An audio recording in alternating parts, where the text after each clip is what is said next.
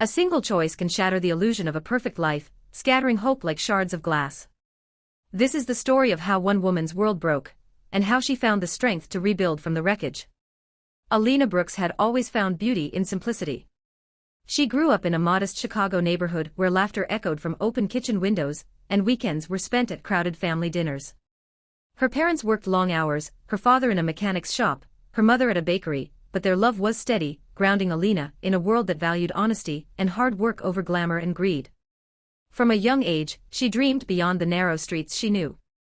She was the first in her family to apply for college, piecing together scholarships, part-time jobs, and late nights to make it happen. After classes, she'd serve coffee or tutor local high school students, saving every dollar for textbooks and bus fare. Her life was ordinary, but it was hers. And then, during her third year at community college, she met him. Maxwell Pierce. He didn't belong in her world, at least, that's how it seemed. He was tall, sharply dressed, with the kind of confidence that made people stop talking when he entered a room. His dark hair was slicked back in a way that looked effortless, and his deep gray eyes seemed to study everything, and everyone, with quiet precision. Rumors swirled around campus about him, whispers of old money, of a trust fund, of business connections too powerful for someone his age. Yet when he approached Alina one crisp autumn afternoon outside the campus library, he wasn't a billionaire heir. He was just another student asking for help with a challenging economics assignment. That's how it began, a study session that turned into hours of conversation. They met again and again, sometimes at the local Starbucks, where Alina sipped her caramel latte while Maxwell's voice filled the quiet with talk of ambition and vision. He spoke about real estate empires, international ventures, and plans to make an impact on the world. Alina listened, fascinated by his drive. But what drew Maxwell to her wasn't her intellect alone, it was her warmth. Her laughter. The way she treated everyone with kindness, never intimidated by status or wealth. Late-night study sessions turned into long walks around campus. Conversations about economics evolved into confessions about dreams and fears. Before long, Maxwell and Alina became inseparable, two souls from opposite worlds bound by something neither could quite name. When Maxwell finally invited her into his circle, Alina's world changed overnight. He took her to glittering hotel ballrooms where chandeliers sparkled like constellations and guests spoke in the language of money, mergers, acquisitions, investments. Alina stood beside him in her borrowed elegance, smiling shyly as Maxwell introduced her to people who had their own private jets and art collections. Yet no matter how out of place she felt, Maxwell's eyes always found hers in the crowd, a silent promise that she belonged there with him. In those early days, Alina thought she had found her forever. She later learned that Maxwell hadn't enrolled in college because he needed a degree, he had done it out of curiosity, boredom even. He was already heir to a vast fortune, with holdings in real estate, luxury hotels, and tech startups. But what Alina didn't realize then was how dangerous that kind of power could be, how the same ambition that drew her to Maxwell would one day pull him away. Still, in that golden period of their love, wealth meant nothing.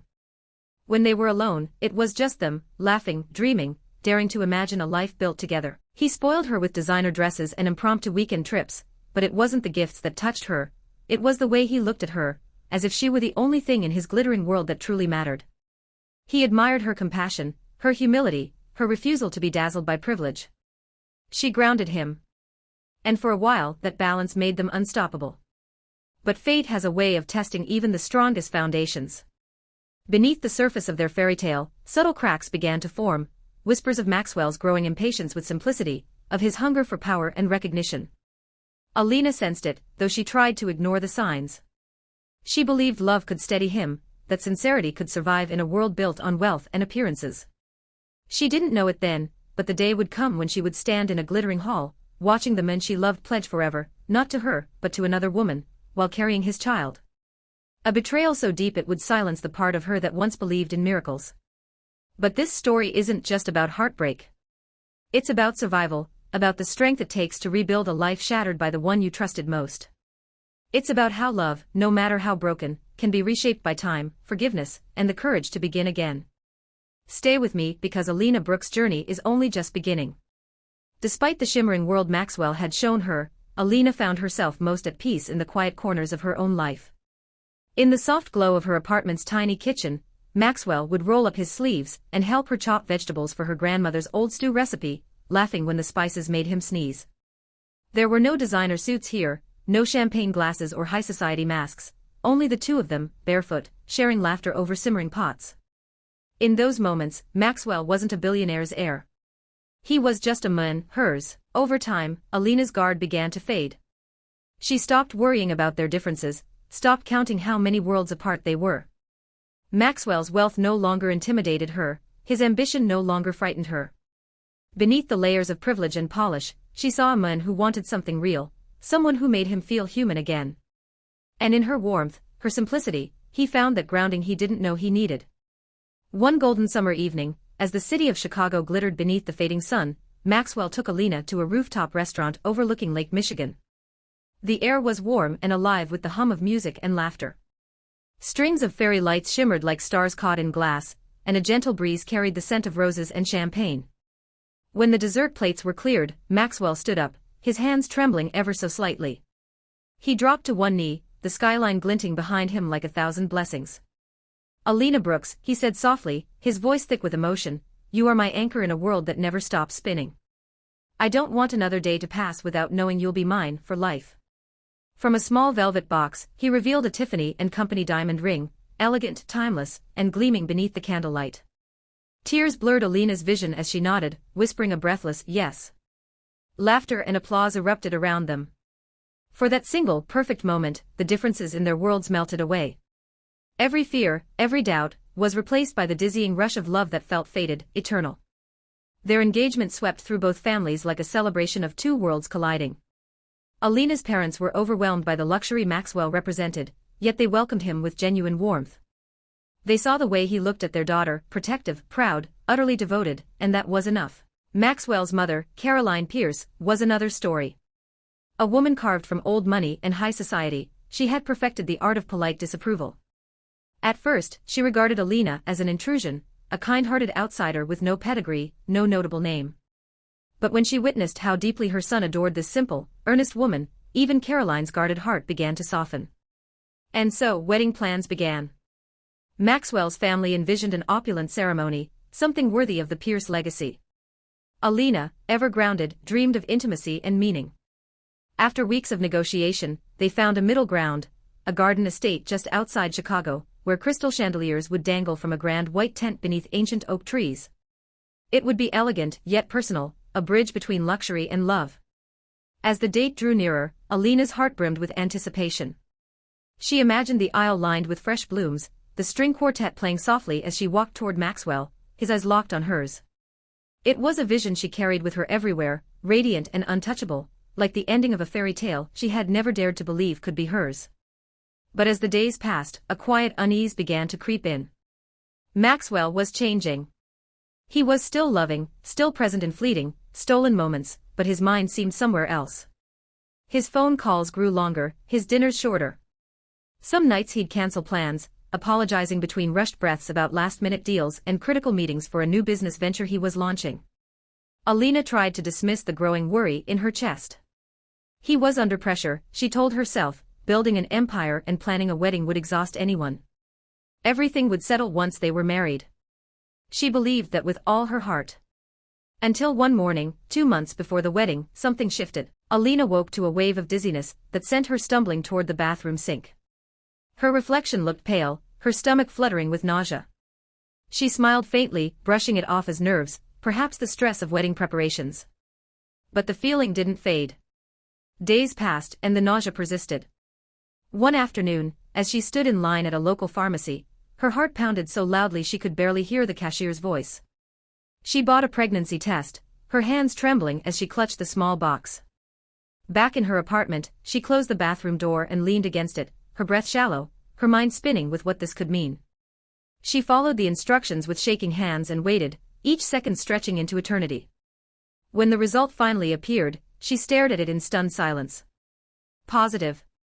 A soft gasp escaped her lips as tears welled in her eyes, not of fear, but of disbelief, of wonder. She pressed a trembling hand against her stomach, a faint smile breaking through her tears. Their love, fragile and imperfect as it was, had created life. She couldn't wait to tell him. What she didn't know was that the moment she chose to share this news, this miracle, would change her life forever. Minutes after retreating into the small bathroom of her apartment, Alina Brooks' world quietly shifted. Two faint pink lines appeared on the test, delicate yet powerful, a promise, a revelation, a beginning she hadn't expected but already loved.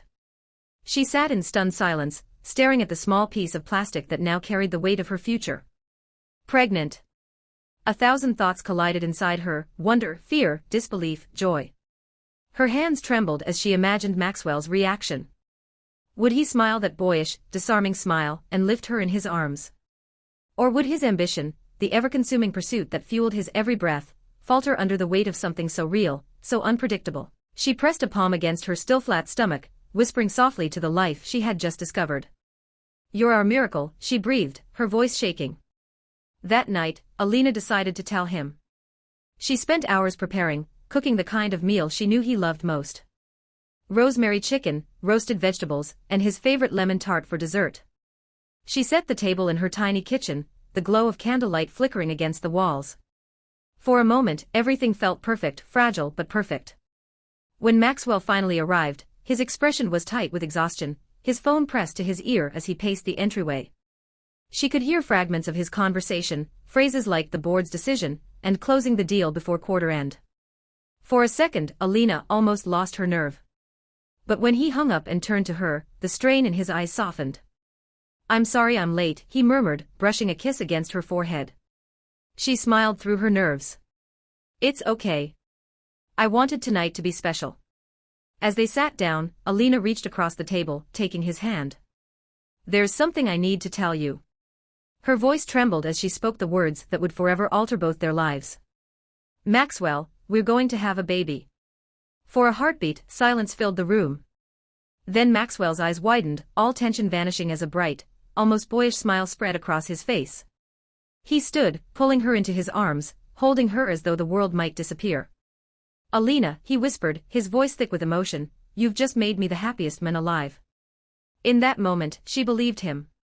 The worries she'd carried dissolved in his embrace, replaced by a quiet certainty that whatever challenges lay ahead, they would face them together. But the illusion didn't last. In the weeks that followed, Maxwell's demeanor began to change again, subtly, almost imperceptibly at first. He became more attentive in grand gestures, but less present in the moments that mattered most. He upgraded their apartment to a larger, more luxurious one overlooking the river. He surprised her with a new car, designer maternity wear, and lavish dinners she barely had the energy to attend. Yet behind every gift was a growing distance, a coldness creeping into the spaces between their conversations. When Alina reached for him in bed, he was often scrolling through emails or replying to messages in the dark. Sometimes he would slip out of the room to take hushed calls, his voice low, his tone unreadable. She told herself not to overthink it. He was busy.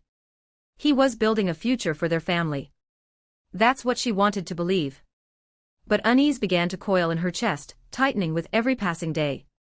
One afternoon, while searching for a pen in the kitchen drawer, her fingers brushed against a sleek black business card she didn't recognize.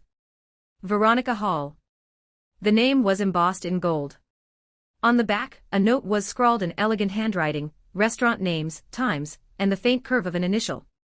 For a long moment, Alina just stared at it. A chill ran down her spine, but she shook her head, refusing to let suspicion take root.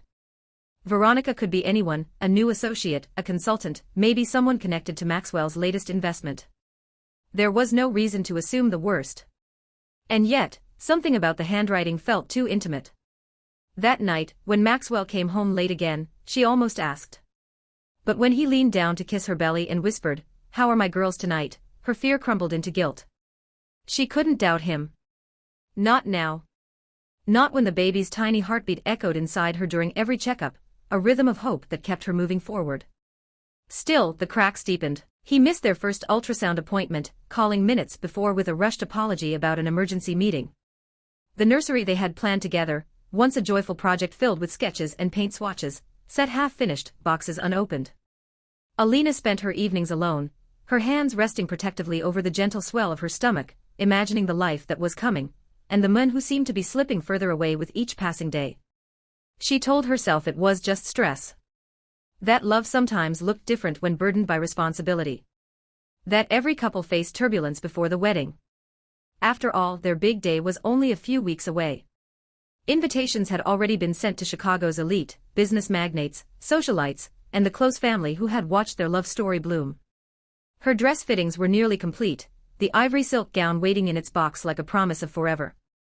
Alina still believed, with every fragile piece of her heart, that she was walking toward a lifetime of happiness. What she didn't know, what she couldn't yet see, was that the path ahead would lead her not to vows of eternal love, but to betrayal beyond her darkest fears. Every stitch of lace on Alina's wedding gown had felt like a promise, delicate, pure, unshakable. For weeks, she had imagined how it would all unfold, the soft rustle of silk as she walked down the aisle, the look in Maxwell's eyes when he saw her, the gentle swell of life in her belly hidden beneath layers of ivory fabric. But as the wedding drew near, the air between them began to shift. Maxwell's absences stretched longer. His apologies, once tender and remorseful, now felt mechanical, polished words that dissolved as soon as they touched her heart. He missed yet another doctor's appointment, and when he called afterward with his usual refrain of urgent business, Alina simply listened in silence, staring at the phone long after the line went dead. Somewhere deep down, she already knew something was breaking. The truth arrived quietly, wrapped in the most ordinary of moments. One morning, as sunlight streamed through her apartment window, Alina bent to pick up the mail scattered near the door. Among the bills and invitations lay a sleek white envelope embossed with gold lettering, Langford and Company. Luxury events. Her brow furrowed. She hadn't hired them. Curiosity turned to unease as she tore it open, expecting perhaps a misdelivered brochure. But what she found inside made her blood run cold. Receipts. Invoices. Layout designs. A series of meticulously detailed plans for an extravagant wedding, floral arrangements, venue decor, menu selections, all stamped with dates and signatures. And then she saw the names. Maxwell Pierce. Veronica Hall. For a long, terrible moment, her mind refused to process what her eyes were seeing. The words on the page blurred, her vision swimming as she scanned line after line, desperate to find an explanation that didn't exist. The ceremony was scheduled for the following week, just days before their wedding. Her heart hammered so violently she could hear it echoing in her ears. Maybe it was a mistake, a mislabeled event, a business gala, a charity function. She turned each page, searching for anything that could undo the horror taking shape in her chest. But the word ceremony appeared again and again. Bride. Groom. Vows. The walls seemed to close in. Her hands shaking, she grabbed her phone and dialed Maxwell's number. It rang once, twice, 3 times, voicemail. She tried again and again, until finally, her voice broke into a panicked message. Maxwell, it's me. Please call back, I need you to tell me what this is. Please. Hours crawled by. The documents lay scattered across the coffee table, a cruel mosaic of betrayal. When the phone finally rang that evening, Alina snatched it up before the first ring ended. Maxwell. Her voice was trembling. On the other end, silence. Then a deep, shaky exhale. Alina, his tone said everything his words didn't. She closed her eyes, her grip tightening on the phone. Is it true, she whispered. Are you marrying another woman? A pause, long, unbearable, and then the faint sound of him inhaling sharply. That silence was her answer. The world around her seemed to tilt. The next few days unfolded like a nightmare she couldn't wake from.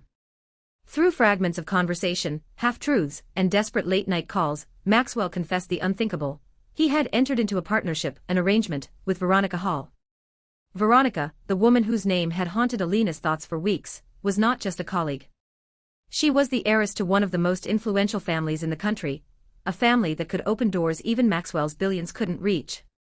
The wedding, he claimed, was part of a strategic merger, a move to solidify his empire, to secure expansions and deals that would benefit them both. Alina could barely comprehend the words leaving his mouth. Marriage, he said, was business. Love, apparently, was collateral. Her vision blurred as she sank onto the couch, one hand resting instinctively on her stomach, the life growing inside her, the child of a man who had chosen greed over devotion. Maxwell, she whispered, her voice breaking, how can you call this love? How can you marry someone else when I'm carrying your child? He hesitated. You don't understand, Alina. I don't have a choice. But he did. He always did. Within days, the scandal rippled through Chicago's social circles like wildfire.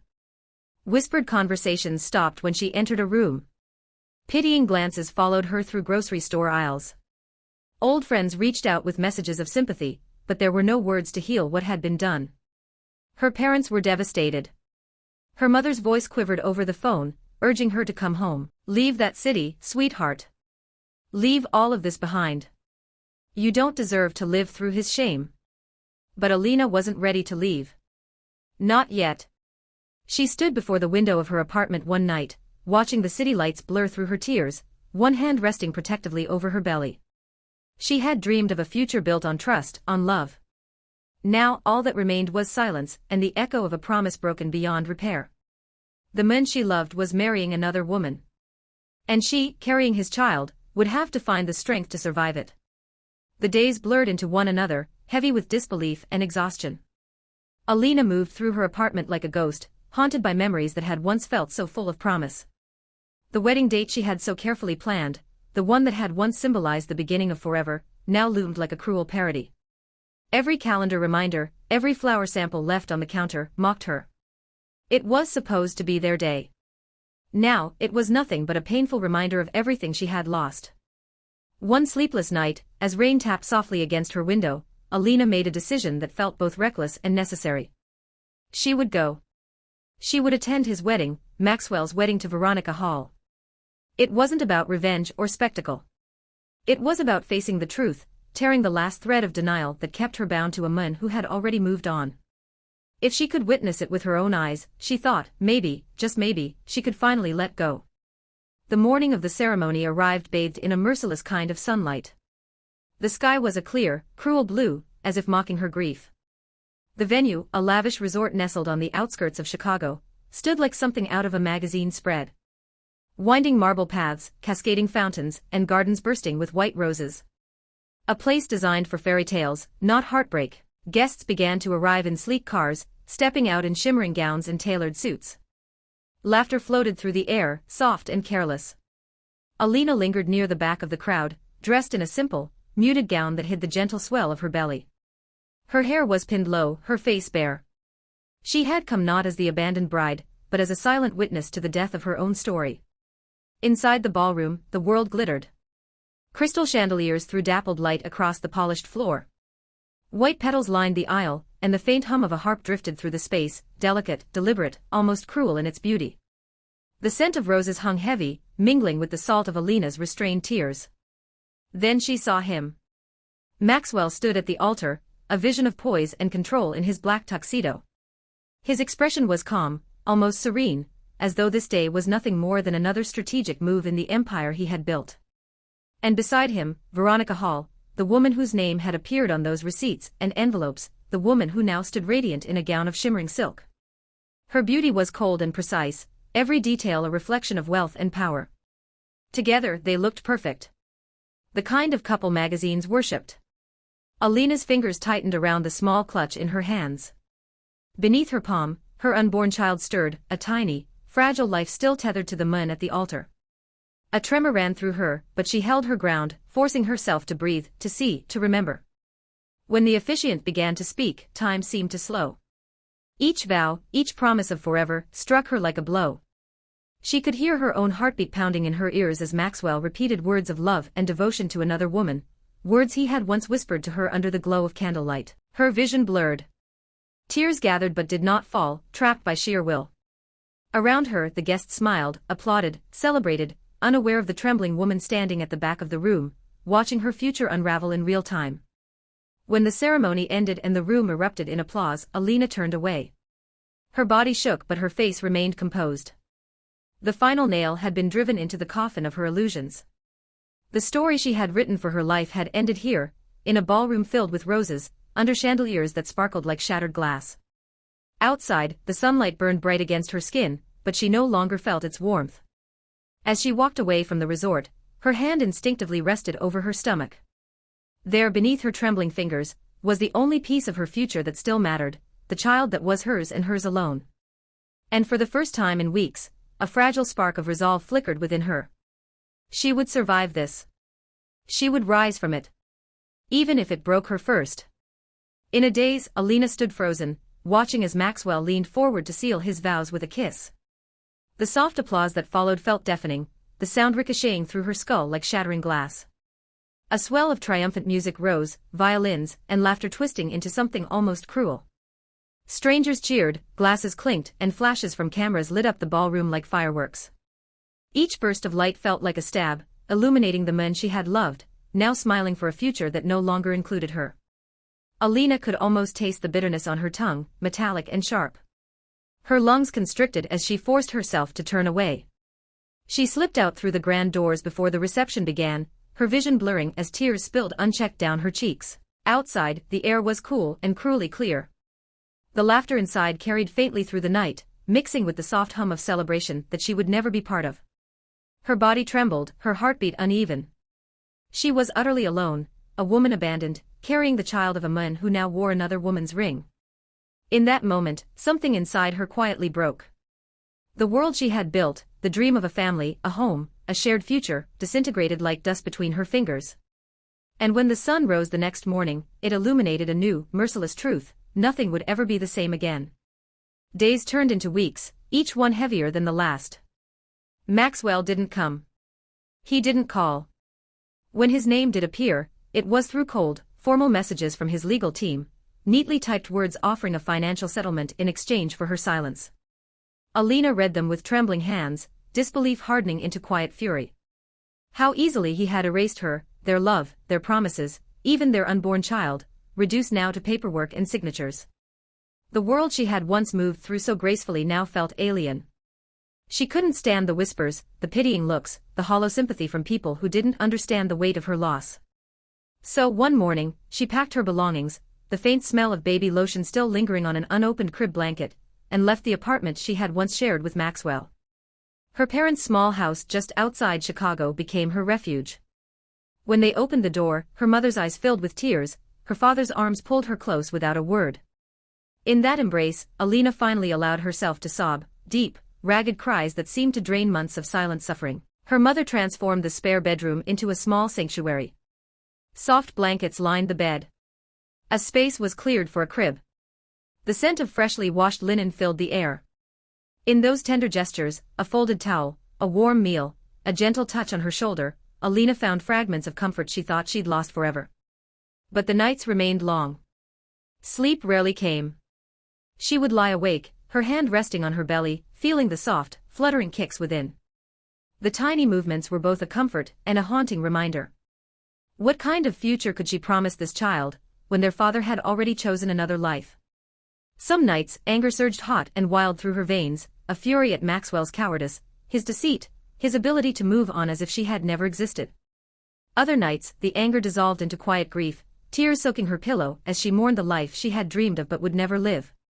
Still, beneath the sorrow, something small and steady began to grow, the faint spark of survival. Life, relentless and unyielding, demanded that she keep moving. Alina found a part-time job at a local library. The work was simple, shelving books, sorting returns, helping visitors, but it gave her days structure and meaning. The soft rustle of pages and the quiet hum of that space became her therapy. Between the shelves, surrounded by stories of others who had endured far worse, she found a strange comfort. She set small goals for herself: enroll in prenatal classes, save enough to move into her own place, build a world where her child could feel safe and loved. And with every passing day, she discovered a quiet strength she hadn't known she possessed. The woman who had once lived for another's approval was gone. What remained was something raw, wounded but unbreakably real. For the first time in a long while, Alina began to believe, however faintly, that she could rebuild. That she could rise. Alina's labor began on a bitter January morning, when the world outside was painted in shades of gray and ice. Sleet lashed against the windows, and the sky hung low, heavy with winter's chill. Her mother's trembling hands gripped the steering wheel as their aging sedan skidded through slush-covered streets, the tires fighting for traction. Inside the car, Alina clenched the edges of her seat, her breath coming in short, trembling bursts as each contraction surged through her body like a wave. Fear and anticipation collided within her, the terror of the unknown mixing with an overwhelming longing to finally meet the tiny soul who had kept her going through months of quiet agony. Every ounce of pain felt purposeful now, every tear a passage towards something sacred. Hours later, after a blur of effort, exhaustion, and whispered encouragement from nurses, a cry pierced the air, sharp, strong, and alive. The sound shattered the walls she had built around her heart. Alina's world stilled. When the nurse placed the small, wriggling bundle in her arms, Alina's breath caught. The child's face was scrunched and red, his tiny fingers curling instinctively around hers. In that instant, nothing else mattered. The hospital room faded, the machines, the noise, even the ghosts of her past. There was only her and her son, Lucas. She had chosen the name long ago, quietly, secretly. Lucas, meaning light, it was the embodiment of everything she had lost and somehow found again. A flicker of hope born from ruin. Tears welled in her eyes as she pressed a trembling kiss to his forehead. For the first time in what felt like an eternity, she wept not from heartbreak but from gratitude. Every wound, every betrayal, every lonely night, it had all led her here, to this moment of absolute love. Her parents hovered close, their joy filling the sterile hospital room. Her mother whispered a prayer of thanks. Her father, usually stoic, wiped his eyes as he leaned over to look at his grandson. The nurses cooed over Lucas's strong lungs and perfect weight. But amid the warmth and celebration, one absence hung heavy, the father's. Alina felt it like a shadow she refused to name. Maxwell's empty promises no longer had the power to wound her. His silence was expected now, just another reminder of a man whose ambition had devoured his heart. 3 days later, she carried Lucas out of the hospital wrapped in a soft blue blanket, his tiny face peeking out as snowflakes drifted around them. Her parents' small house, humble and filled with love, awaited her return. They had turned the spare room into a nursery, simple but tenderly crafted, soft pastel blankets, hand-painted animals dancing along the walls, and a wooden rocking chair by the window.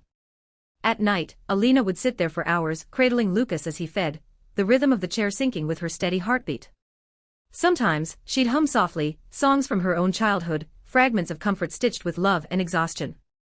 Each sigh, each coo, each tiny hand reaching up toward her face reminded her of the vow she had made the moment she first held him, to protect him from the heartbreak that had nearly broken her.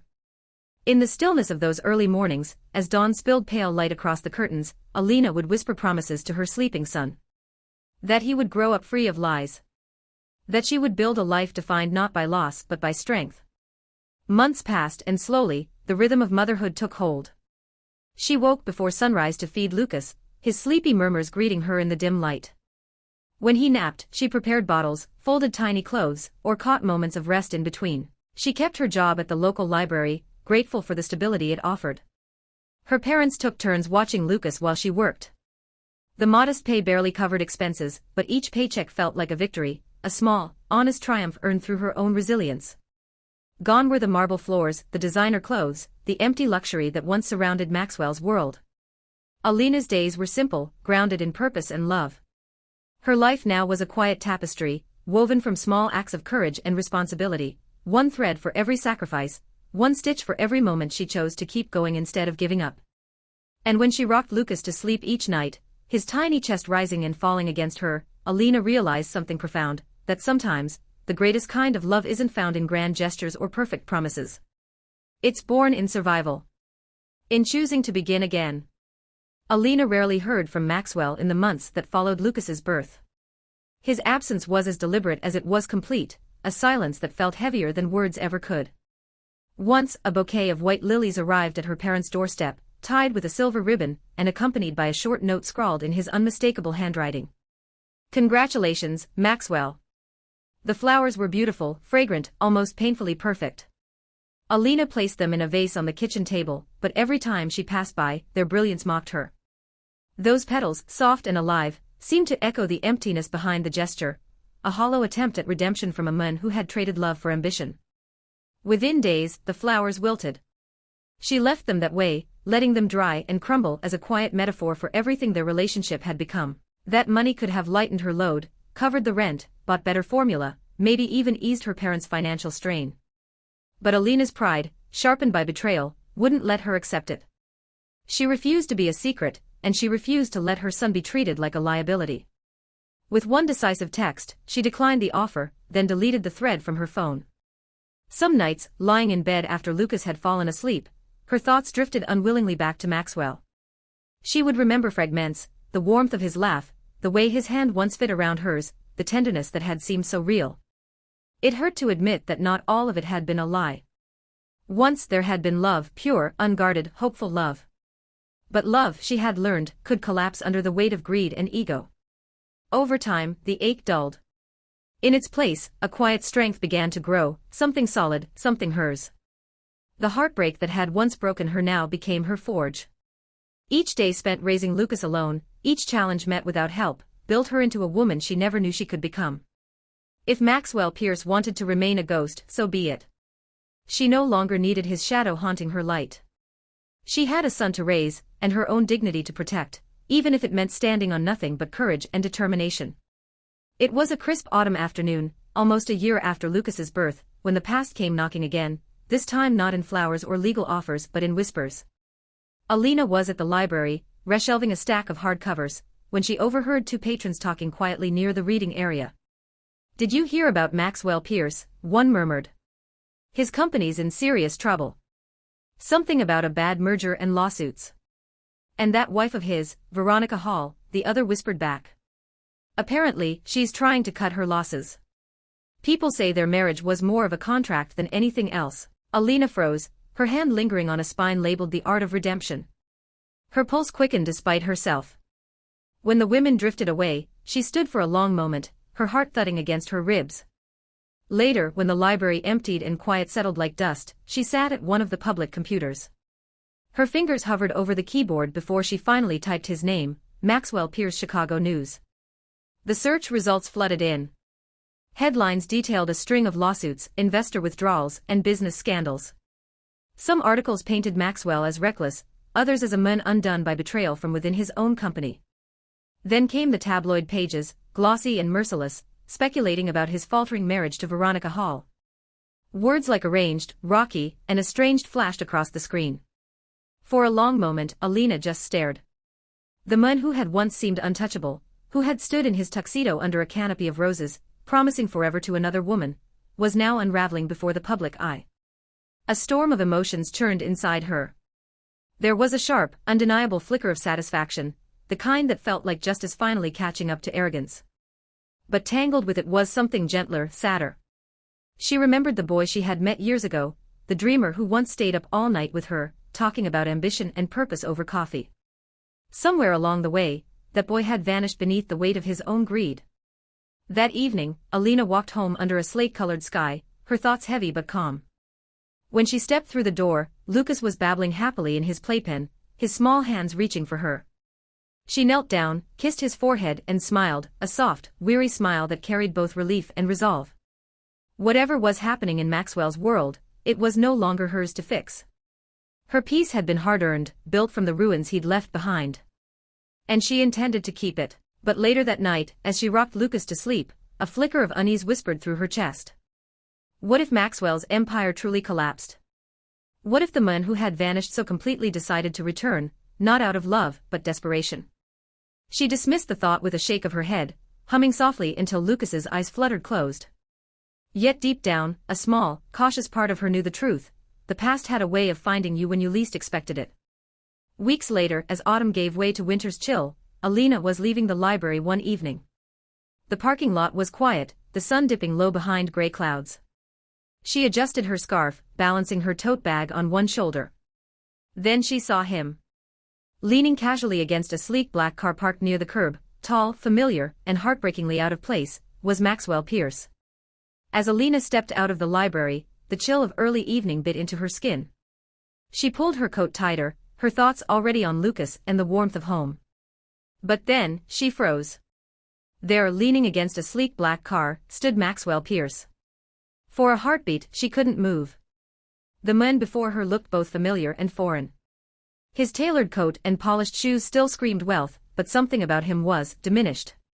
His posture, once proud and assured, now slouched beneath an invisible weight. His face, once clean-cut and confident, bore faint lines of exhaustion. Even his perfectly styled hair had surrendered to a few rebellious strands. Her pulse quickened. Memories flooded in, late-night study sessions, whispered promises over coffee, the scent of his cologne, the glint of a Tiffany's ring he once slid onto her trembling hand. Those moments now felt like ghosts from another lifetime. She tightened her grip on her purse, every instinct screaming at her to turn back. But she didn't. She stood rooted to the spot, guarded and wary. Maxwell's gaze found hers. His lips parted into a hesitant smile that didn't quite reach his eyes. "I'm sorry to ambush you like this," he said softly. I had to see you." Alina's breath hitched, anger and disbelief rising in equal measure. "What do you want, Maxwell?" Her voice was steady, but inside, her heart pounded like a drum. He shifted uneasily, hands buried in his coat pockets. "It's been a long time," he began, the words almost fragile. "I heard about Lucas." He hesitated before meeting her eyes. "I want to know him, Alina. I need to make things right." Her jaw tightened. The name of their son, her son, on his lips stung like betrayal reborn. A bitter laugh escaped her. "You married another woman while I was carrying your child. You disappeared without a word. What gives you the right to show up now and talk about making things right?" Maxwell didn't argue. He simply stood there, silent against the dying light, shoulders sagging under the weight of his choices. "You're right," he murmured finally. "I have no right.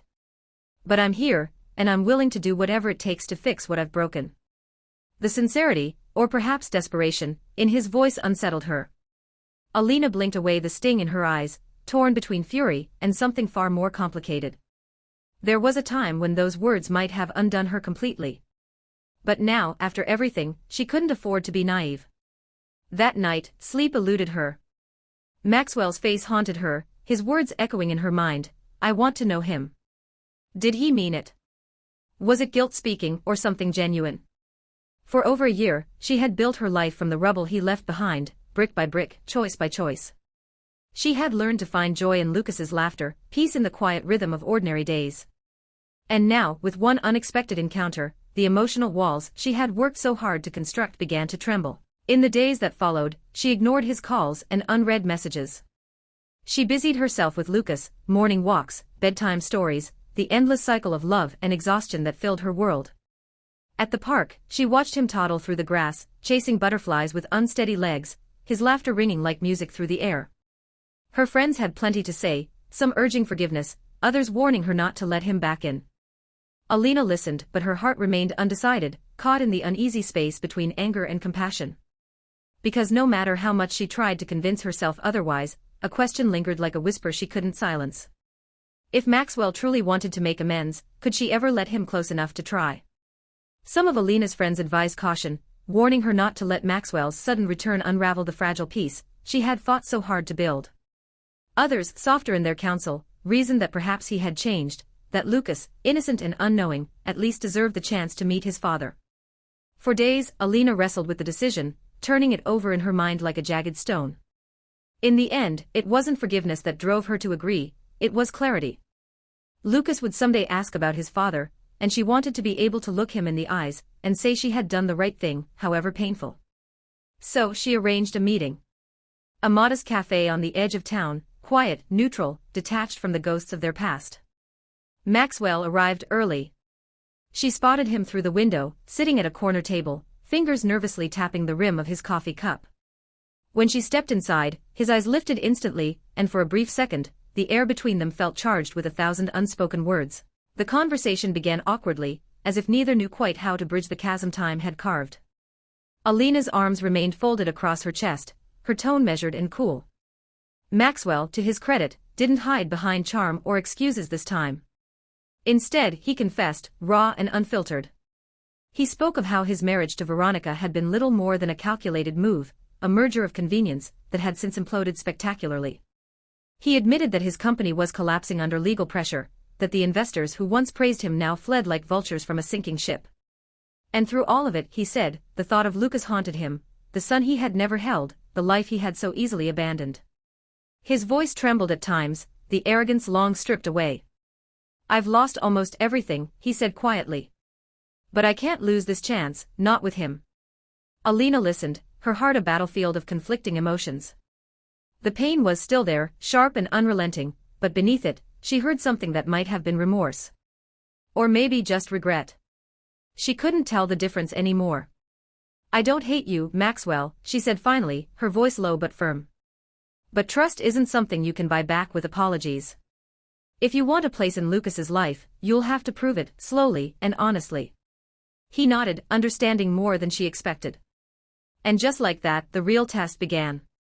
A week later, a text arrived, "Can I meet him?" Alina stared at the message for a long time, her stomach twisting.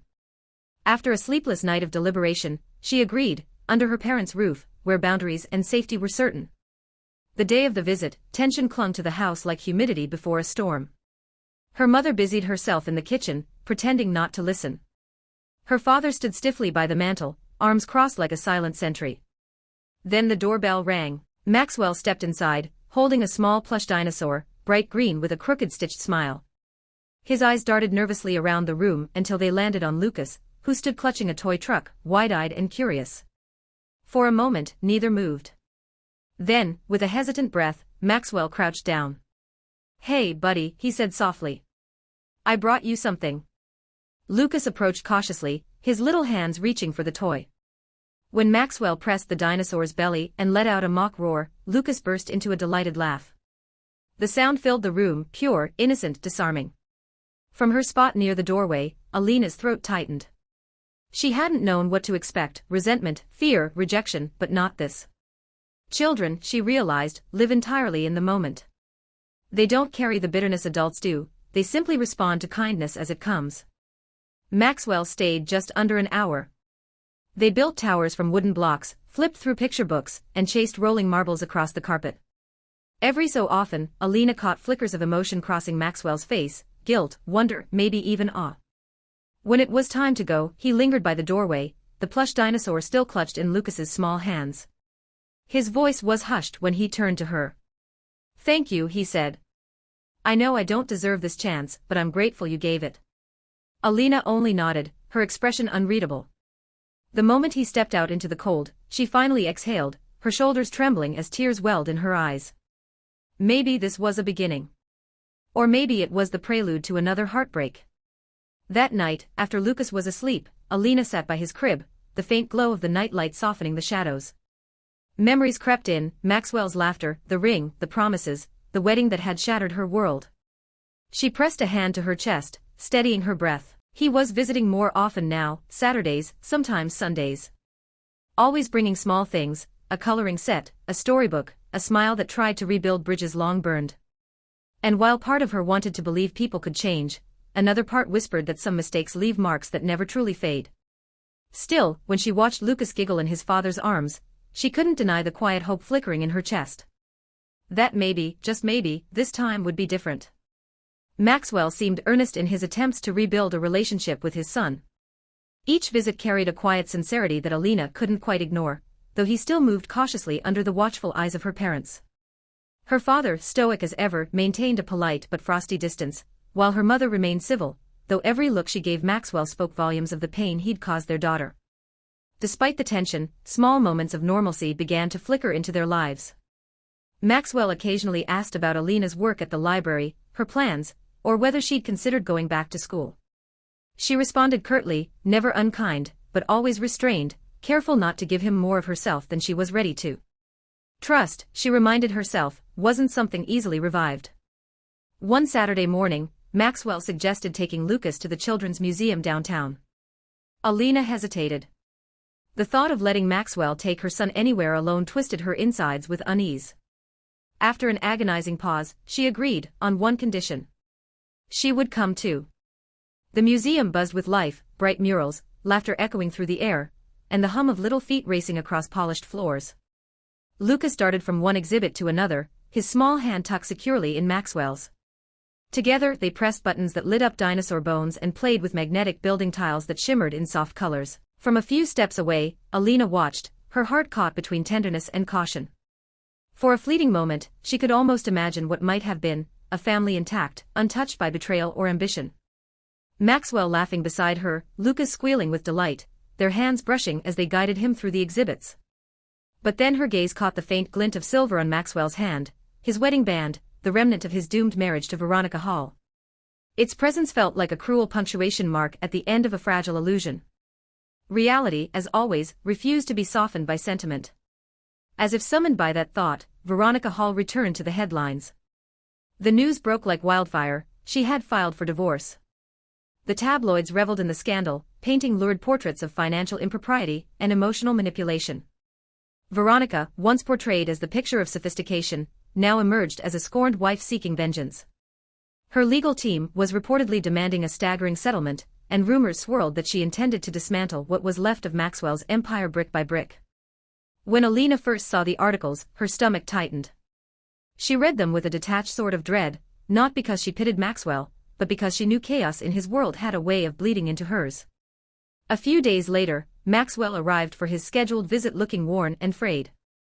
The confident businessman who once commanded boardrooms now stood in her doorway, shoulders slumped, dark circles etched under his eyes. Alina led him into the living room, where Lucas was busy stacking blocks into a crooked tower.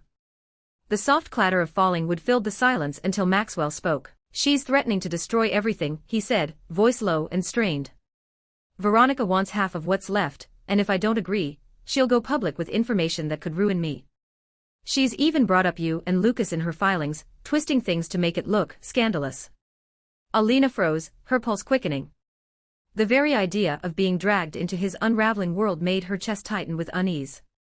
She wanted to tell him it wasn't her problem, that he had made his choices long ago. But something in his tone stopped her.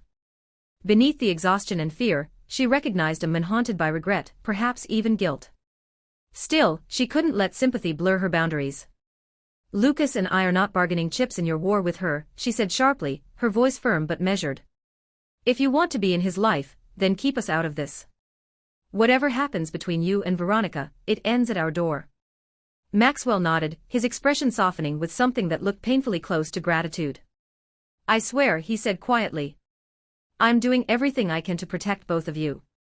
Alina held his gaze, searching for deceit. For once she found none, but she'd been fooled before. She swallowed hard and simply nodded, unwilling to let hope blind her again. In the weeks that followed, the headlines grew uglier. Lawsuits, leaks, accusations, each day seemed to drag Maxwell's name deeper into public scandal. Sometimes Alina would catch a glimpse of him on television, stone-faced as reporters shouted questions, or read online comments dissecting every facet of his downfall. At night, she'd rock Lucas to sleep and wonder how much longer their fragile peace could last before the storm found them again. Rumors began swirling like smoke around Maxwell Pierce's once untouchable name. The tabloids were merciless, headlines screamed of hush money, hidden accounts, and whispers of an impending SEC investigation. Photos of Maxwell entering court buildings and luxury offices filled the internet, each image capturing the slow unraveling of the man who had once embodied success itself. Alina did her best to block it all out.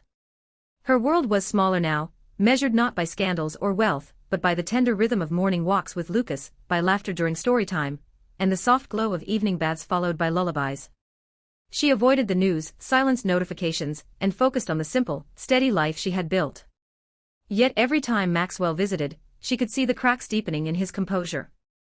The weight he carried was unmistakable, pressing down on his shoulders like an invisible burden. One evening, as the sky dimmed into shades of violet, Maxwell lingered after Lucas had fallen asleep. His voice, quiet and unsure, broke the calm. "Can we talk?" They sat on the couch, a careful distance between them, two people bound by history but separated by pain. The lamplight painted soft shadows across Maxwell's face. He looked older, the sharpness in his features dulled by exhaustion. His eyes, once alive with ambition, now carried something else, remorse, maybe even fear. "Veronica's threatening to destroy me," he began, his voice cracking slightly. "She's demanding more than I can possibly give. She knows where to strike, every weakness, every secret. And someone I trusted stole from me. One of my closest advisors. Millions gone. My company's collapsing, Alina. Everything I built, it's slipping through my fingers." Alina sat still, absorbing every word. A tremor of pity rippled through her, unbidden but real. This wasn't the man who once proposed under fairy lights, full of confidence and control. This was someone fractured, humbled by his own ambition. Yet beneath that pity, anger still burned, anger for the nights she'd cried herself to sleep, for the humiliation she'd endured while carrying his child. Her voice was calm but edged with steel. "Where does that leave Lucas and me?" Maxwell met her gaze, guilt flickering across his face. "I'm not asking for forgiveness," he said quietly. I want to keep seeing him. I want to be in his life, no matter what happens to mine. And I need time to make things right, to rebuild what I can. To do right by both of you. Alina's breath caught. For a heartbeat, the room was silent except for the faint hum of the refrigerator in the kitchen. Then she looked down, clasping her hands together in her lap. Maxwell, she said softly, I've learned that promises mean nothing without proof. If you truly mean what you're saying, then handle your affairs without pulling us into your chaos. Don't make Lucas part of your redemption story. Prove you're not repeating the same mistakes. Maxwell nodded, his expression heavy with understanding. I will, he whispered. Whatever it takes. For a moment they sat in that fragile peace, the ghosts of their past hovering between them, neither gone nor fully present. When he finally left, Alina closed the door gently behind him, and leaned against it, her heart a swirl of conflicting emotions. Despite her resolve, she couldn't deny what she had seen that night, a man stripped of his armor, trying, however imperfectly, to make amends. In the weeks that followed, Maxwell's visits became quieter but more genuine. He spent hours with Lucas, helping him build wooden trains, and reading bedtime stories in a voice that sometimes faltered with emotion.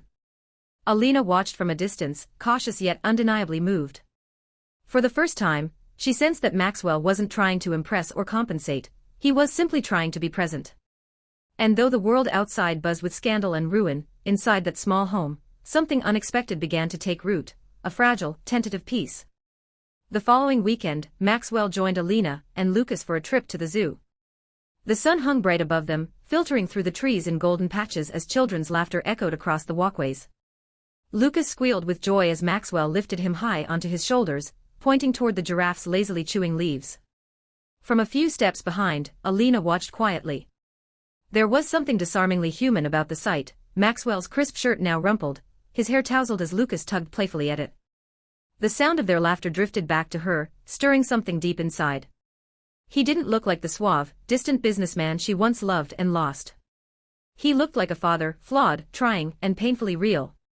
Later, as Lucas sat on a park bench arranging his wooden toy animals into a miniature menagerie, Maxwell turned to her.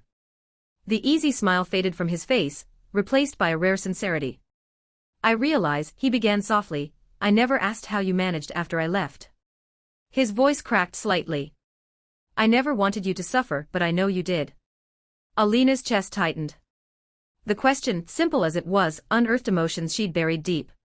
You have no idea, she murmured. I went from planning a wedding to raising a baby alone. While you and Veronica were being celebrated as the perfect couple, I was scraping together what was left of my life. Maxwell's shoulders slumped. I was blinded, he admitted quietly. By ambition, by greed. Veronica offered me everything I thought I wanted, expansion, power, respect. I didn't see what it was costing me until everything started to crumble. Alina's first instinct was to lash out, to remind him that too late didn't erase sleepless nights or broken trust. But as she watched Lucas laughing at a squirrel darting across the path, her anger softened into something heavier, resignation.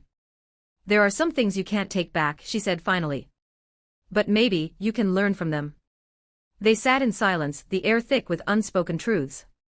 Children's laughter mixed with the rustling of autumn leaves, and for the first time in years, Alina sensed genuine remorse in Maxwell, not the performative kind that once came with hollow apologies, but something real and raw. Whether that remorse would survive the chaos ahead was something only time would reveal. The peace didn't last long. The gossip sites that had hounded Maxwell's name for months suddenly exploded with breaking news. Veronica Hall, his estranged wife, had announced a live press conference. She claimed to possess incriminating documents that would expose the full extent of Maxwell Pierce's corruption. Within hours, every business network in the country was buzzing. Alina felt the dread tighten in her chest. If Veronica's threats included personal details, if she dared mention Lucas, the fallout could be catastrophic. That night, her phone rang. Maxwell's voice on the other end trembled with panic. She has more on me than I realized, he said, barely catching his breath. If she goes public, the authorities will come after everything, my accounts, my properties. She could drag you and Lucas into this. Alina's hand gripped the edge of the kitchen counter as she listened. It wasn't the confident man who used to command boardrooms speaking now, it was someone cornered, frightened, finally understanding what it meant to lose control. I won't let her use Lucas as a bargaining chip, Alina said firmly. If she tries to bring him into this, I'll fight her, but I need to know you're not hiding anything else from me, Maxwell. No more surprises. For a moment there was only silence. She could hear the faint hum of traffic on his end, the weight of hesitation pressing through the line. Then his voice came, low and desperate. "I promise. No more secrets. I'm cooperating with every investigator, disclosing every asset, every account. I want a clean slate, Alina. I'm done living behind lies."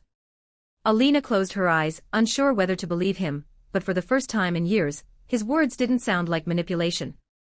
They sounded like surrender. In that moment, Alina saw the truth laid bare before her. Maxwell Pierce, once untouchable, now cornered and crumbling under the weight of his own choices. For a brief second, a flicker of pity pierced through her guarded heart. Her mind drifted back to the day they first met, the community college library, the faint hum of fluorescent lights, and the boyish confidence in Maxwell's voice as he'd asked if she was studying economics too. He'd been idealistic then, driven by dreams rather than greed. That man, bright-eyed and full of promise, was now a shadow, broken, humbled and desperate. And yet, as she looked at him now, Alina wondered if the wreckage might finally give way to something real. Maybe, just maybe, this was his reckoning, and Lucas's presence in his life might be the one thing capable of grounding him. When Veronica's much-hyped press conference finally aired, the world seemed to hold its breath. Cameras flashed, reporters jostled for space, and Veronica Hall appeared before the microphones, immaculate as ever, her expression schooled into performative grace. But for all the drama she promised, the revelations fell short of the destruction she'd hinted at. Her accusations, mismanagement, questionable transactions, vague whispers of fraud, were scandalous enough to dominate gossip columns, but lacked the concrete evidence to dismantle Maxwell completely. The spectacle made headlines, but legally, it was smoke without fire. Still, the fallout was brutal. Maxwell's business empire teetered on the edge of collapse, dragged into a protracted court battle over both his corporate affairs and the divorce settlement. His fortune bled away with every passing week, and though Alina had every reason to feel vindicated, relief was what settled in her chest instead. She had never wanted him ruined, not truly. For all his failings, Maxwell was still Lucas's father. What she wanted was something far rarer: accountability, consistency, and the faint hope that he might become the man their son deserved. When Maxwell reached out to ask if she would attend one of the hearings, Alina hesitated. His voice on the phone was uncharacteristically subdued, almost pleading. "The judge needs to see I'm not walking away from Lucas," he said. "They need to know I'm trying to be a father. Will you stand as a character witness?" It was almost laughable, the man who had abandoned her during pregnancy now asking her to vouch for his integrity. And yet, after a long, sleepless night of deliberation, she agreed. The courtroom was sterile and cold the morning she appeared. Maxwell sat at the defendant's table, hands clasped, his expression stripped of arrogance. When her name was called, Alina rose and walked to the stand. She could feel the weight of curious eyes, reporters, lawyers, even Veronica's piercing gaze from across the room. Her voice was steady as she spoke. She didn't embellish the truth. She told the court how Maxwell had once disappeared when she needed him most, how she'd faced motherhood alone. But she also told them about the men she'd seen in recent months, the one who visited Lucas regularly, who played with him, who seemed to carry his guilt like a permanent scar. "He's not perfect," she concluded quietly, "but he's trying. And my son deserves to know that." When she finished, a hush fell over the courtroom. Even the judge, a stern woman with silver hair and a sharp tone, seemed momentarily softened. She nodded slowly, noting that while Maxwell faced serious financial and legal repercussions, his recent actions spoke of a man attempting redemption. For the first time in a long while, Alina felt something shift, not forgiveness, not yet, but perhaps the first fragile glimmer of peace. As Alina stepped out of the courthouse, the cool autumn air struck her face, sharp and grounding. Flashbulbs burst like tiny explosions as reporters crowded near the steps, their voices overlapping in a chaotic blur. "Ms. Rivera, are you back with Maxwell Pierce? Do you believe he's innocent?" She didn't answer. She simply straightened her shoulders, adjusted her coat, and walked past them, her heels clicking against the marble. For the first time, she didn't feel small under the weight of their scrutiny. She was no longer the trembling fiancée, who had once clung to promises that vanished with the morning light. She was a woman who had endured, who knew her worth, and who understood that forgiveness, if it ever came, would arrive on her own terms, not his. In the weeks that followed, Maxwell's court case crawled through its exhausting motions, while life for Alina and Lucas settled into a fragile rhythm. Against her earlier instincts, she allowed Maxwell unsupervised visits with their son. Each time Lucas left her sight, her stomach twisted with unease, but every time he returned, well-fed, giggling, clutching a new book or toy, a sliver of that fear melted away. Maxwell seemed determined to prove himself. He arrived punctually, never missed a scheduled visit, and filled Lucas's days with small, joyful adventures, watching airplanes take off at O'Hare, tossing breadcrumbs to ducks at a nearby pond, or building model cars on the living room floor. And for Alina, those hours when Lucas was away became windows of breath. She picked up extra shifts at the library, her savings growing little by little. She had completed several online courses in early childhood education, inching closer to her dream of becoming a teacher. Some nights, after Lucas had fallen asleep with his toy dinosaur clutched in his tiny hand, she would sit by the window with a cup of tea and allow herself to imagine a future, a modest home with a small backyard, sunlight streaming through the curtains, a space that was truly theirs. A place untouched by betrayal or regret. One quiet afternoon, as she was sorting through a stack of returned books at the library desk, she heard a familiar voice. "Couldn't let you go through the day without caffeine." She looked up to see Maxwell standing there, holding out a cup of coffee. His suit was less crisp than usual, his tie loosened, his expression tentative, almost shy. Gone was the confident businessman who once commanded rooms, in his place stood a man still learning humility. Alina hesitated before taking the cup. "We're fine," she said simply, her voice neutral but not cold. She nodded her thanks and turned back to her work. He lingered, clearly searching for something more to say. Before he could, Alina spoke again, surprising even herself. "There's a family event here next week," she said, keeping her tone casual. "Story hour, crafts for kids. Lucas would enjoy it, if you wanted to come." For a heartbeat, Maxwell looked startled. Then his expression softened into something earnest, almost boyish. "I'd love that," he said quietly, as though the invitation itself was a gift. As he left, Alina caught herself smiling, small, fleeting, but genuine. Maybe this was how healing began, not with grand gestures or declarations, but through simple, ordinary moments. Through cautious steps toward something resembling normalcy, even after a heart had been splintered beyond recognition. Still, when she watched Maxwell walk out the library doors, she couldn't ignore the quiet storm of emotions churning inside her. He had changed, that much was undeniable. The arrogance was gone, replaced by sincerity, even vulnerability. But whether it was redemption or merely remorse wearing a gentler face, that Alina wasn't ready to decide. Yet no matter how much time passed, the memory of Maxwell's betrayal lingered, not as a sharp wound anymore, but as a deep bruise that refused to fade. Some days, she thought she had healed.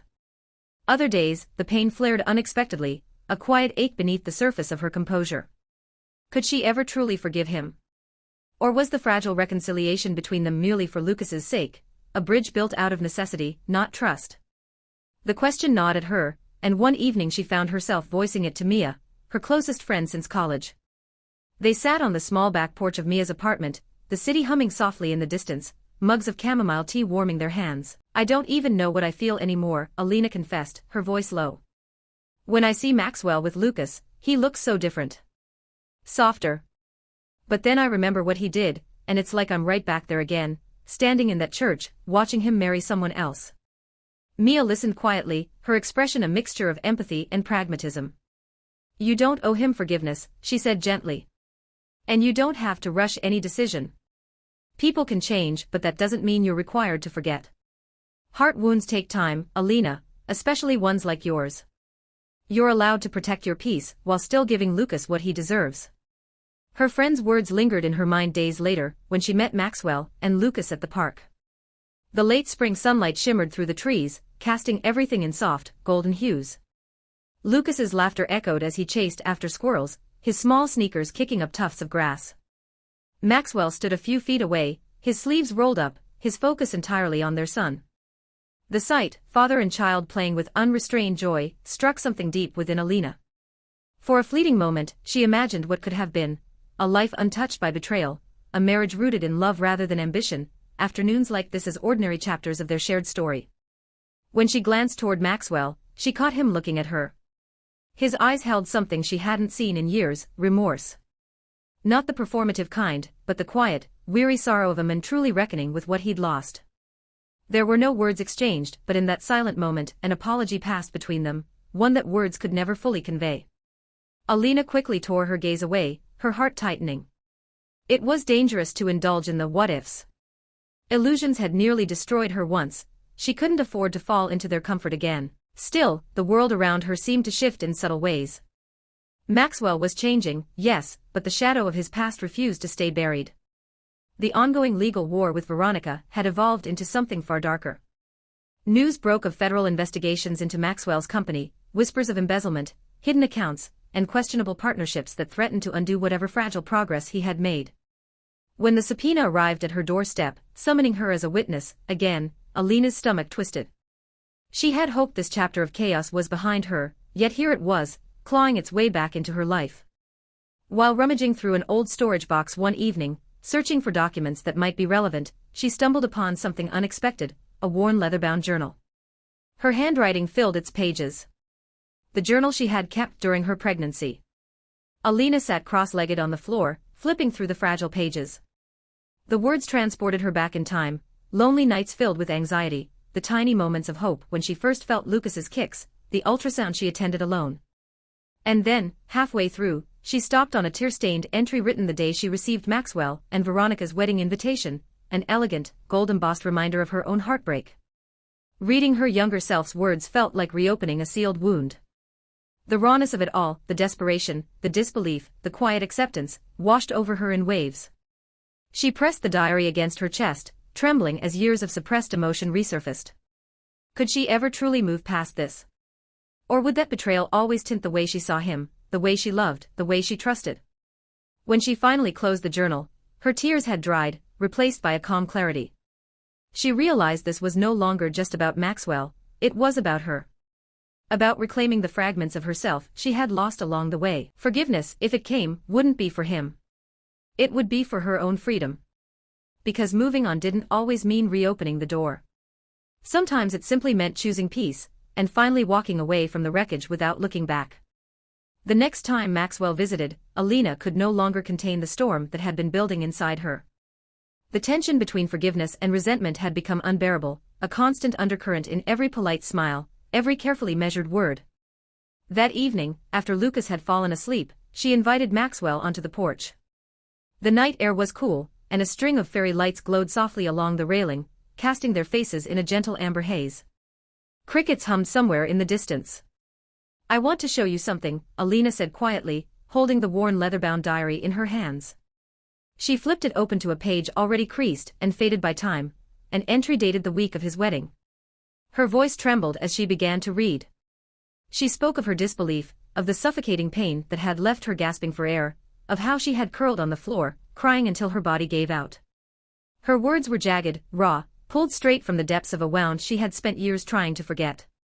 Maxwell sat frozen, his hands gripping the porch railing as though anchoring himself against the weight of her truth. By the time she finished, tears shimmered in his eyes, catching the faint light. "I'm so sorry," he said hoarsely. His voice cracked beneath the weight of remorse. "I was a fool, Alina. I told myself it was ambition, that I was building a future. But all I built was emptiness. I lost everything that ever truly mattered." Alina's own tears slipped free, silent but relentless. "Do you have any idea what that did to me?" she asked, her voice trembling between anger and sorrow. "I was alone, pregnant, while you stood at an altar with someone else. I never even asked for the details, but I saw the photos. I had to. And I broke all over again." He reached for her hand, hesitant, but she instinctively pulled back, uncertainty flashing through her eyes. "I know I can't undo what I did," he said softly. "But I want to make it right. For Lucas. For you. I'll spend the rest of my life proving I've changed, not through words but through what I do." They sat there for a long time, the porch bathed in moonlight and silence. The air between them felt heavy with shared regret, yet laced with something fragile, the faintest glimmer of redemption. For the first time, Alina didn't immediately dismiss the possibility that his remorse might be real. But whether her heart could ever open to him again, that remained an unanswered question echoing in the quiet before dawn. Over the following weeks, subtle changes began to take root. Maxwell's phone stopped ringing with the urgency of his old life. His priorities shifted, not in grand declarations, but in quiet, consistent acts. He devoted weekends entirely to Lucas, taking him to the library for story hours, teaching him how to build paper kites, even cooking alongside Alina in her parents' modest kitchen. The air would fill with the aroma of simmering stew and Lucas's bubbling laughter. Her mother observed it all with cautious hope, while her father remained stoic, unwilling to let go of the memory of Maxwell's betrayal.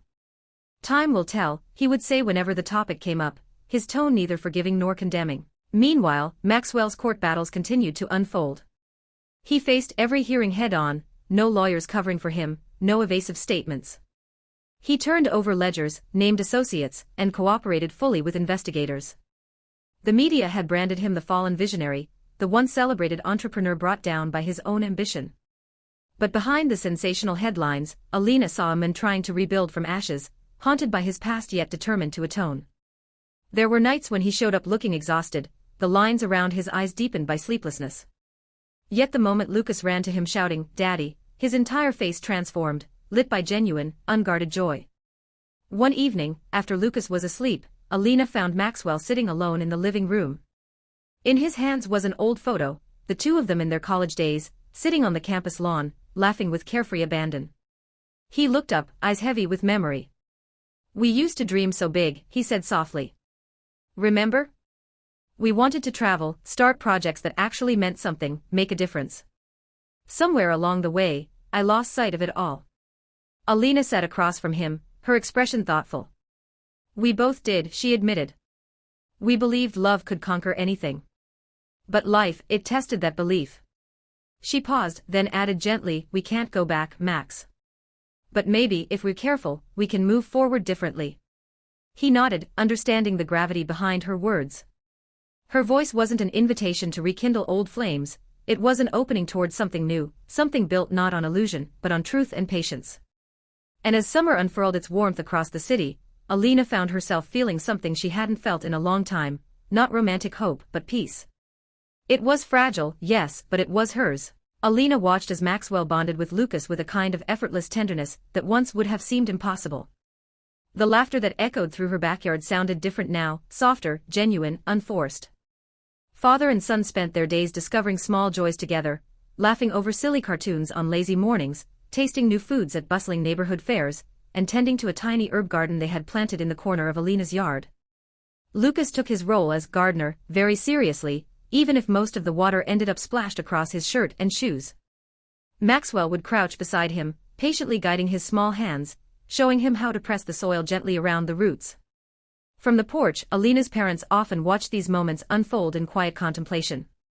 Her mother's eyes, once wary, had softened over time. One afternoon, as Maxwell and Lucas knelt in the sunlight, her mother stepped up beside her. "He seems different," she said, her voice low but certain. "Kinder. Quieter. More grounded. It's good for Lucas to have this kind of steadiness from his father." Alina's gaze lingered on Maxwell, who was now helping Lucas chase a butterfly across the yard. "I know," she murmured. "But knowing doesn't make it easy to forget." Her mother reached for her hand, squeezing it gently. "Forgiveness doesn't mean erasing what happened," she said softly. "It means choosing not to let the pain hold you hostage. But remember, forgiveness doesn't have to mean trust, at least not yet. Protect your peace first." Her words settled into Alina like a truth she had long resisted, but was finally ready to hear. Later that week, Maxwell approached her with an uncharacteristic hesitance. They stood in the kitchen, the faint scent of lavender soap still on his hands from washing up after gardening. "Alina," he began, "I was wondering, would you maybe," he hesitated, searching for the right phrasing, "consider grabbing a coffee with me sometime? Just us. No pressure. Just a conversation, away from everything." Alina's first instinct was to say no. The memory of her heartbreak flashed through her mind like a reflex, the years of betrayal, the tears, the nights she had prayed for answers that never came. But then another feeling surfaced, quieter yet undeniable, exhaustion from carrying anger for so long. After a long pause, she said softly, "All right. But let's keep it simple. Just coffee." They met that Saturday at a small cafe tucked between a used bookstore and a florist. The place was cozy, with mismatched chairs, shelves lined with weathered books, and the gentle hum of old jazz playing in the background. When Maxwell walked in, there was an awkward pause, followed by a faint, familiar smile that made something inside her stir. They talked at first about Lucas, about work, about mundane things. But gradually, the conversation shifted toward the past. Maxwell didn't make excuses. He acknowledged his failings, his arrogance, the blind pursuit of wealth that had cost him everything. Alina listened, wary yet open, surprised by how calm she felt. There was no performance in his words, no practiced charm. Just a man who seemed genuinely weary of his own mistakes. At one point, Maxwell said quietly, "I don't expect you to forget. Or even forgive me. But talking like this, it reminds me of the person I used to be before I lost myself." Alina looked at him for a long moment before replying. "Maybe we both lost ourselves for a while," she said. "The difference is, we get to choose who we become next." A small smile curved at her lips, one that came naturally, the kind she hadn't worn around him in years. It wasn't love, not yet, and maybe not ever in the same way. But it was something real, an understanding, a cautious truce born from shared history and mutual growth. When they parted that afternoon, Alina felt an unfamiliar lightness in her chest. The world outside seemed a little less heavy. In the weeks that followed, their tentative friendship began to take shape. They texted occasionally, about Lucas, about books, about nothing at all. He joined her for library events, sometimes lingering after to help clean up. It was slow, quiet, and deliberate, a rebuilding that didn't promise romance but something far more grounded, trust. And for Alina, that felt like the first chapter of healing that finally belonged to her. Although Alina's guard remained firmly in place, she allowed herself to enjoy Maxwell's company in careful, measured doses. Their interactions had lost the sharp edges of the past, they spoke more openly now, peeling back the layers of silence that once defined them. There were moments when their conversations dipped into painful territory, the lonely months of Alina's pregnancy, Maxwell's absence, his reckless pursuit of wealth, and the hollow victories that followed. Maxwell never deflected the blame or offered excuses. He faced his failings head-on, admitting how blind ambition had consumed him, leaving nothing but a trail of broken promises. His candor startled Alina at first, yet it was precisely that honesty that began to soften the walls she had so carefully built around her heart. Meanwhile, Lucas flourished. His world grew brighter, his vocabulary expanding by the day. He began stringing together delightful sentences that reflected both his intelligence and his innocence. Every time Maxwell arrived, Lucas would sprint toward him, shouting, "Daddy, play," with a gleeful grin that melted everyone's defenses, even Alina's. She often watched from a short distance, quietly observing father and son build towers of blocks, chase bubbles, or share bedtime stories. In those tender moments, a thought crept into her mind, uninvited but persistent. Could this fragile sense of peace be the beginning of something real? Could a family once torn apart be rebuilt, piece by piece, from the ashes of heartbreak? Then came the evening that would quietly shift the course of everything. Maxwell invited her to dinner, nothing extravagant, just a small Italian restaurant tucked away on a quiet street. The kind of place where the scent of garlic and simmering tomatoes filled the air, and the candles flickered softly in amber light. They talked for hours, conversation flowing as easily as it once had. They discussed Lucas's upcoming preschool, Alina's coursework, and Maxwell's uncertain but hopeful vision for the future once his legal storms had settled. For the first time, she could sense calm in him, a humility that hadn't existed before, replacing the restless hunger that once drove him.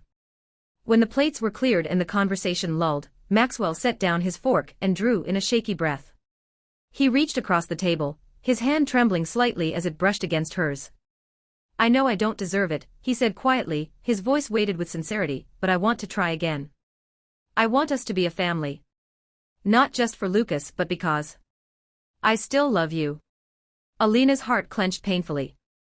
She had known this moment was coming, she had felt it building for weeks, but hearing the words spoken aloud made her pulse quicken.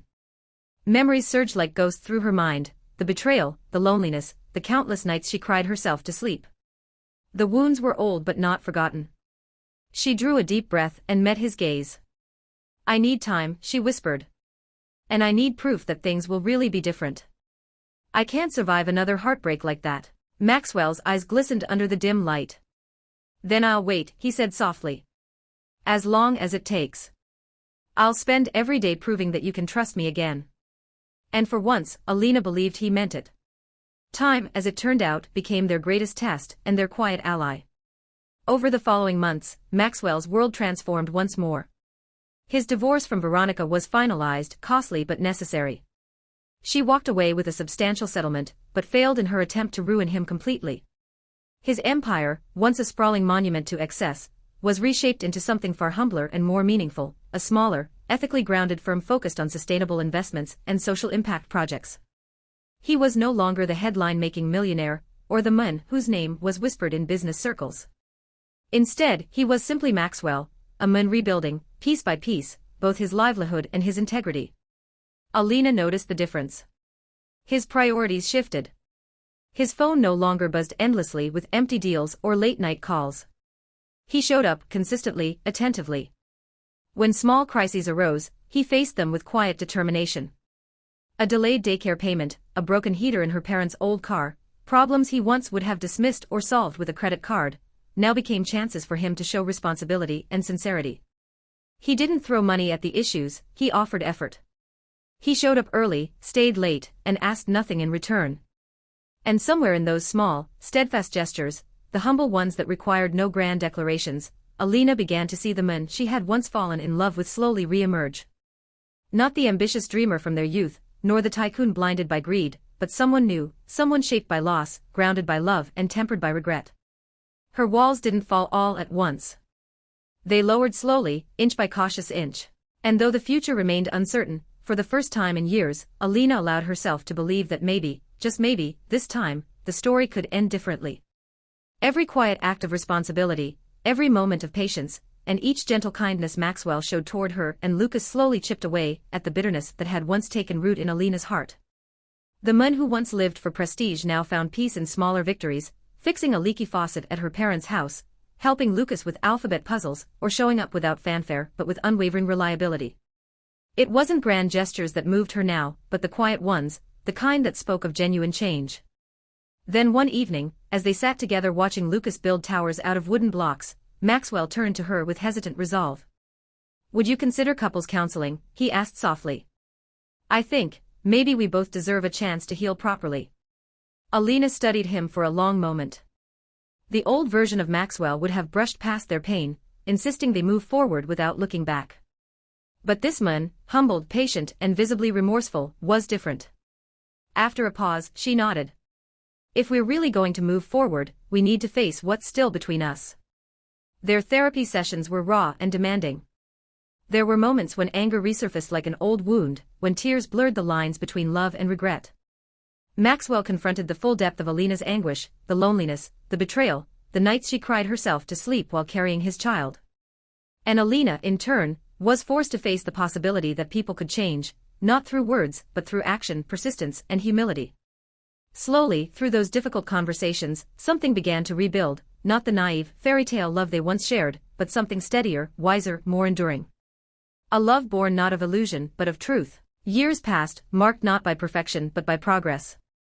Then came a crisp autumn afternoon, several years after the day Alina had discovered she was pregnant. The air carried the scent of fallen leaves and distant wood smoke. She stood beneath the archway of a rustic barn just outside Chicago, its beams wrapped in strands of soft fairy lights and autumn garlands.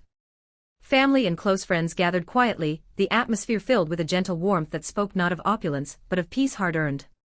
Alina wore a simple ivory lace dress that swayed lightly with the breeze.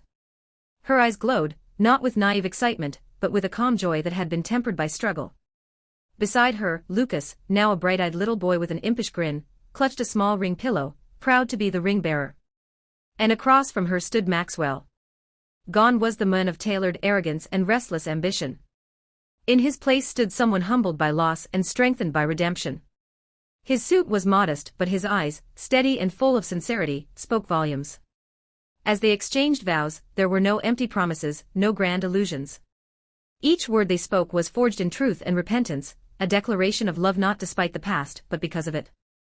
They had known heartbreak, and yet they stood there, choosing each other again. When Alina slipped the ring onto Maxwell's finger, her hands trembled, not with fear, but with the weight of everything they had survived. Around them, guests smiled through tears, aware of how far this couple had come. Lucas, unable to contain his excitement, ran forward and wrapped his little arms around both his parents' legs, earning a ripple of soft laughter from the crowd. The officiant smiled and pronounced them husband and wife. When Maxwell kissed Alina, it wasn't the passionate rush of their youth, it was something deeper, steadier. It tasted of forgiveness, of redemption, of promises rebuilt brick by brick. This was not a fairy tale ending. It was a new beginning. They knew life would continue to test them, that love would demand effort, patience, and accountability. But this time, they were ready. They had learned that real love isn't about perfection or constant bliss, it's about resilience, empathy, and the courage to begin again even when the heart is bruised. Alina and Maxwell's story became a quiet testament to the power of second chances, to how even the most broken things can be mended when two people choose healing over pride. If their journey touched you, share this story with someone who believes in redemption, or someone who needs to. Leave your thoughts in the comments below about forgiveness, growth, or finding light after darkness. And don't forget to like and subscribe for more stories that remind us of the boundless strength of the human heart. Because sometimes, love doesn't end when it breaks, it begins again when we learn how to rebuild.